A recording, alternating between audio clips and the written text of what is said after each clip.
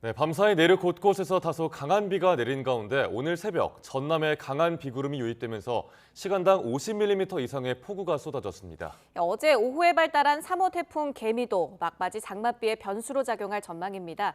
반기성 K웨더 예보센터장과 함께하겠습니다. 어서 오세요. 네, 안녕하세요. 네, 센터장님, 호우 예비특보가 원래 수도권과 영서에 내려졌었는데 전남의 새벽에 많은 비가 왔더라고요. 이거 어떻게 된 겁니까? 네. 실제로 이제 그 북쪽에 있는 저기압이 내려오면서 전선이 오늘 이제 새벽에 수도권, 다음에 이제 오전 중에 이제 충청으로 내려가서 전북으로 내려가면서 이제 시간당 30에서 한 50mm 이상의 호우가 예상이 됐었는데 네. 어쨌든 뭐 오히려 중부는 괜찮고 이제 지금 현재 전남 쪽으로 호우특보가 발령되는 등 전남과 경남 서부 쪽으로 지금 호우가 내리고 있습니다. 이 지역으로 현재 호우특보가 발령돼 있고요. 이렇게 된 것은 일단 대개 이제 북쪽, 지금 북한 쪽에 있는 중심 쪽에서 프론트가 형성이 되는데 프론트 자체가 약간 좀 앞으로 빨리 빠져나간 게 아니냐는 생각도 있고요. 또 찬 공기가 서쪽으로부터 들어가 내려가다 보니까 지금 현재 남서지방 쪽으로 습도가 굉장히 높거든요. 그러다 보니까 급격히 새벽에 구름대가 발달하면서 주로 이제 전남, 남해안 쪽으로 이제 강한 비가 내리는 이런 형태가 발생하는 것으로 현재 분석이 됩니다.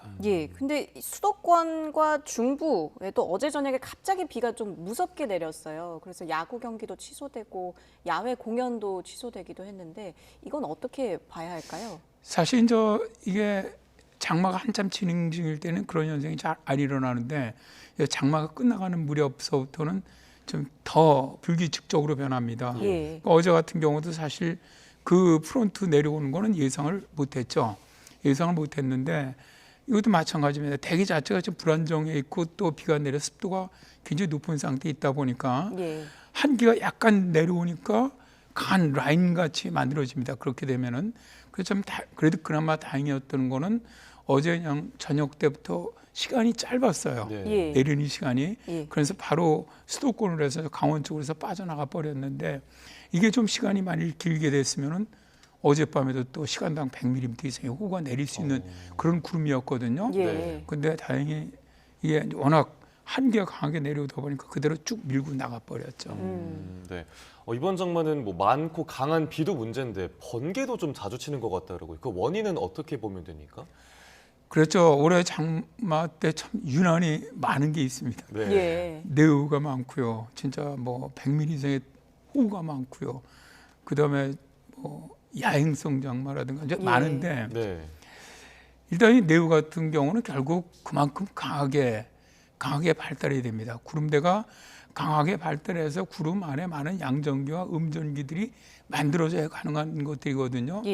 그 실제로 이제 전남 같은 경우는 하루에 한 4,500회 이상 내우가 쳤는데 그건 거의 1년 숫자거든요. 그러니까 보통 이제 우리가 기상청의 낙뢰 장비로 한번 낙뢰가 탁 치면 계속 관측이 됩니다. 그 숫자를 나중에 다 보면은 정말 이례적이죠. 그러다 보니까 지금 현재 가장 중요한 게 뭐냐면은 한반도 주변에 수증기가 엄청 많다는 겁니다. 수증기가 평년보다 많은 데다가 또 굉장히 불안정해요. 대기가. 남쪽 기단은 너무 뜨겁고 습하고 북기단은 너무 차고 건조하고 이런 게 우리나라 상공에 지금 부딪히다 보니까 대기가 더 급격히 불안정해지면서 내우도 훨씬 더 많이 만들어지는 것이죠. 한반도 전반에 수증기가 많은 상태고 대기가 아주 불안정하다라고 얘기를 해주셨는데 밤사이에 강한 비가 집중되는 것도 거기서 원인을 찾아봐야 될까요? 네, 그렇습니다. 사실 이제 이게 야행성 장마라고 하죠. 밤에서 새벽 사이에 주로 이제 강한 비가 내리는 형태인데 올해 장마에서 시간당 100mm 이상 내렸던 이런 호우는 다 야행성 장마에서 내렸었죠. 사실 이 야행성 장마가 늘어나기 시작한 거는 대개 2000년대 후반서부터, 그러니까 그 이전엔 잘 안 나타나는데 그 이후서부터 아주 특징적으로 나타나기 시작을 했습니다. 그러니까 올해만 나타난 건 아닌데요. 특히 올해 왜 이렇게 이제 굉장히 더 좀 심각하다고 느끼느냐 하면은 이게 이제 북쪽과 남쪽의 공기차가 굉장히 크다는 겁니다. 올해가. 그러니까 이게 무슨 말씀이냐면 대개 야행성 장마가 만들어지기 위해서는 결국 남쪽에 있는 이 북태평양 고기의 고온다습한 공기와 북쪽에 있는 차고 건조한 대륙성 고기압이 만나서 장마전선이 만들어지는데 예. 장마전선이 만들어지는 지점, 그 경계면에 기전차, 그러니까 기온차가 더 커지면 커질수록 더 강력해져요. 예. 그러면서 이제 우리가 말하는 하층 제트도 만들어지고 그러는 것인데, 근데 이게 이제 호우가 내리기 위해서 이제 최근에 그 100mm 이상 내릴 때는 꼭 1.5km 상공에 하층 제트가 만들어졌습니다. 예. 근데 올해는 하층 제트도 그러니까 작년이나 재작년에 하층 제트보다 바람이 굉장히 강했어요. 거의 초속 25m 정도. 이렇게 발생하는 게 보기 드문데 왜 이렇게 또 강하게 발달하냐면 결국은 기온차가 크면 제트 기류는 강해지거든요. 예. 그럼 제트 기류가 강해지면 이 제트 기류는 남서기를 타고 엄청난 수증기를 굉장히 빠른 속도로 계속 공급을 해주는 거예요. 여기서 비를 쏟아붓고 나면은 수증기가 없는데 제트 기류가 계속 빠른 속도로 수증기를 공급을 해주니까 엄청 짧은 시간에 계속 비를 내릴 수가 있게 되는 건데, 네. 자 이게 이제 밤에는 낮에는 일단 서로 이제 대륙성 고기압이나 해양성 고기압이나 온도 차이가 그래도 좀 적어지는데 예. 밤이 되면은 대륙성 고기압, 북쪽 고기압은 냉각이 이루어집니다. 그러다 예. 보니까 기온이 좀 차가워지고, 근데 해양성 기단은 밤이라고 기온이 내려가지 않거든요. 거기. 네네. 그러다 보니까 일단 이 기온차가 더 커지고요, 낮에 네. 비해서. 두 번째는 이제 제트 기류가 강해지는 게 난류 때문에 약해져요. 낮에는 난류가 있거든요. 약해지는데 밤에는 난류가 사라집니다. 그러다 보니까 제트 기류가 더 강해지는 이런 것들이 다 같이 맞물리는 거죠. 예. 맞물리다 보니까 올해 장마에서 아주 유난히 이런 야행성 장마가 많이 발생을 했고, 호가 낼 땐 다 야행성 장마가 거의 영향을 줬던 이런 사례들입니다. 예. 이번엔 태풍 얘기를 좀 해보겠습니다. 어제 오후에 제3호 태풍 개미가 발달했다고 하는데 이 태풍 개요부터 한번 짚어주시죠. 일단 뭐 태풍이 올해는 굉장히 늦게 발생을 합니다. 네. 예.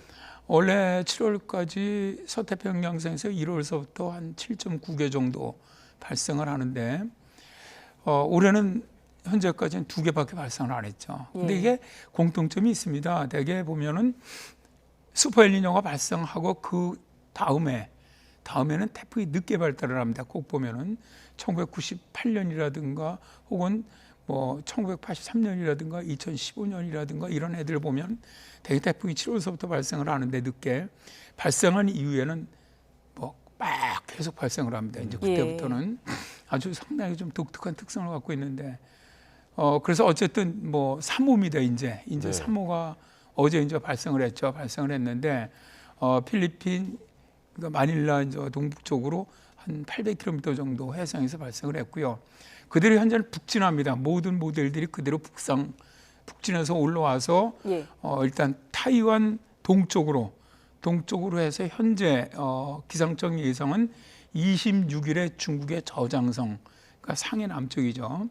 상해 남쪽으로 거의 붙어서 상륙을 하든 거기서 해안을 따라가든 예. 그런 식으로, 그러니까 중국의 동해안 쪽이죠. 현재 그림에서 보시는 것처럼 26일에 거의 중국의 저장선 바로 남쪽까지 진출하고 있거든요. 네. 예. 진출해서 이제 두 가지입니다. 대개 세계 모든 모델들이 굉장히 이번에 유사하게 예측을 하고 있어요.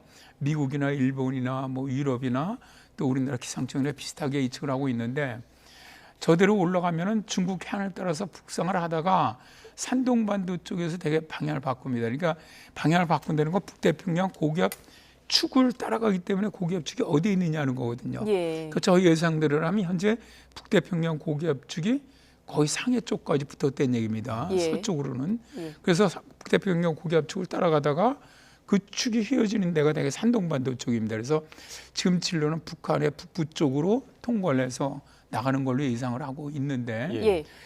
일단 저렇게 북상을 하게 되면 제주도는 일단 영향을 받을 것 같아요. 예. 그리고 서해안 쪽은 저렇게 되면 바람은 강합니다. 예. 그래서 이제 그 태풍의 바운더리가 얼마나, 그러니까 영향력이 직경이 얼마나 되느냐 약간 차이는 있겠지만 뭐 저 태풍으로 인해서 비가 많이 오거나 이런 영향은 없습니다. 우리나라는 예. 저 진로로 가면은. 네. 예. 다만 이제 제주라든가 서해안 쪽은 바람이 좀 더 다소 강하게 불 가능성은 있습니다. 예. 지금 한반도 주변의 해면 온도는 어떻게? 높습니다. 평년보다 예. 높고 특히 서해안 같은 경우도 한 1도, 평균 1도 이상, 또 부분적으로 높은 데는 한 2, 3도 이상 높은 곳도 있습니다. 그렇군요.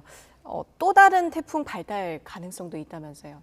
현재 바로 필리핀 서쪽 해상에서 이제 내일쯤 태풍이 발생할 것으로 예상을 합니다. 이게 이제 프라피룬인데 예전에 이제 2000년에 그 우리나라 서해안으로 따라오면서 서해안에 엄청난 그 피해를 줬던 태풍이죠. 똑같은 이름인데 예. 그게 이제 그거는 근데 우리나라에 영향이 없고요.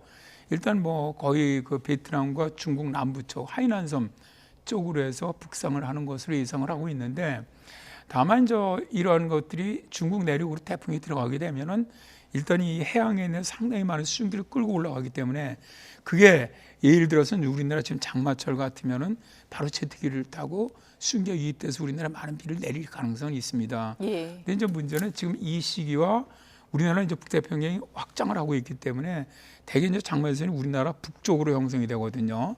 동쪽에서 서쪽에서부터 이제 그러다 보니까 뭐 우리나라의 직접적인 영향은 일단 4호 태풍은 없을 것이다. 그렇게 예상을 합니다. 네, 뭐 다행히 뭐 진로대로라면 우리나라 영향은 주지 않겠다는 말씀해 주셨는데 유독 올해 들어서 태풍 발생이 늦다고 말씀해 주셨잖아요. 그 영향에 뭐 엘니뇨나 라니냐 같은 것도 좀 영향을 미칩니까? 대개 엘니뇨에서 라니냐로 갈 때입니다. 그러니까 아까도 앞에서 말씀을 드렸지만 슈퍼 엘니뇨였다가 이제 지금 중립으로 왔다 라니냐로 가고 있거든요. 네. 이런 해들이 보면은 대개 그 태풍 발생이 늦어지는 게 초여름 같은 데는 이 시어가 강합니다. 바람의 이런 풍속이라든가 바람 방향 변화가 해상에서 그런 경우는 태풍이 잘 발생을 안 합니다. 예. 알겠습니다. 근데 장마 예. 네, 말씀하시죠. 예. 더 근데 이제 이어주시면 됩니다. 문제는 일단 라니냐로 들어가게 되면 라니냐라는 것이 결국 동태평양 해수 온도가 낮아진다는 거거든요. 적도 상공에. 예. 그러면 바로 그렇습니다. 항상 저기압이 있으면 그 옆에 고기압이 있듯이 이쪽 해수 온도가 낮아지면 그쪽 옆에는 해수 온도가 높아집니다. 이게 바로 서태평양 쪽, 그러니까 우리나라에 영향을 줄 수 있는 태풍이 발달하는 서태평양 쪽으로 해수 온도가 굉장히 상승할 수가 있습니다. 예. 그렇기 때문에 대개 이제 우리나라가 최근에는 2020년, 2021년, 2022년 3해가 라니냐였었거든요. 라니냐 해였었는데 당시 보면은 해수 온도가 서태평양이 높이 올라가는 바람에 사실은 기상학적으로는 태풍이 발생하지 않아야 되는데도 해수면이 높이 올라가면은 온도가 그럼 폭발적으로 태풍이 만들어지는 경우가 많습니다. 예. 그래서 이제 앞으로 올해 여름에는 일단 태풍이 좀 물론 앞에서 워낙 3월, 4월, 5월에서 태풍이 발생하지 않았기 때문에 전체적인 태풍 발생 횟수는 평년과 비슷하거나 약간 적거나 하겠지만 우리나라에 영향 주는 태풍은 좀 한 3개 정도가 직간접적인 영향 주지 않겠나. 예. 특히 이렇게 이제 엘니뇨에서 라니냐로 가게 되면은 좀 약간 늦게 그러니까 대개 한 8월에서 9월, 10월 사이에 우리나라에 영향 줄 가능성이 좀 높습니다. 늦은 시기까지도 태풍이 영향을 줄 수 있는 거군요. 네네. 예, 알겠습니다. 태풍 북상하고 있는 상황이고요. 7월 이제 하순에 접어들면서 장마 종료 시점도 좀 궁금해지더라고요. 일단 뭐 제주는 오늘 비 그치고 나면은 장마 끝나는 걸로 보고요. 네. 예. 그다음에 이제 내일은 남부지방은 내일 끝나는 거로 봐도 될 것 같습니다. 그리고 충청지방은 23일 정도. 이제 지금 문제는 수도권입니다. 수도권과 강원 북부지방인데 예.